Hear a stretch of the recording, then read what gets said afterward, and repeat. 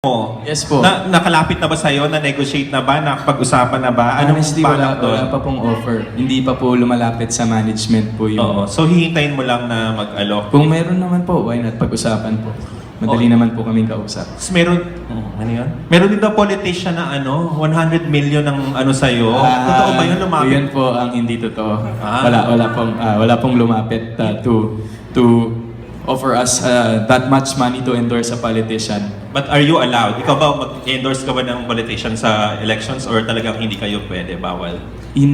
Ako po, personally, I really don't wanna endorse anyone po. Kasi let's let them be. Kumbaga, iba po tong showbiz to politics. I don't wanna mix it po.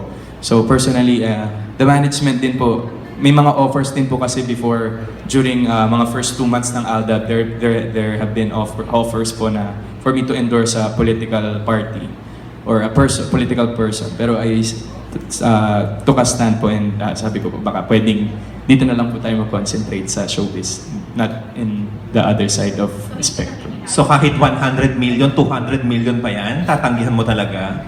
Opo eh. Wow! Hindi po talaga eh. Oo na, oo. O last na lang, Yes, but- meron din kasing wishes, may kasama ring wish doon. Kanta mo, may wish, eto rin, wishes do come true. Ano pa yung mawi-wish mo kaya ngayon kung meron mang isang bagay? Sana wag lang po kaming pabayaan ni Lord kasi sobra niya po kaming binibless ngayon as of the moment. Lahat po ng tao around me, all the closest to me,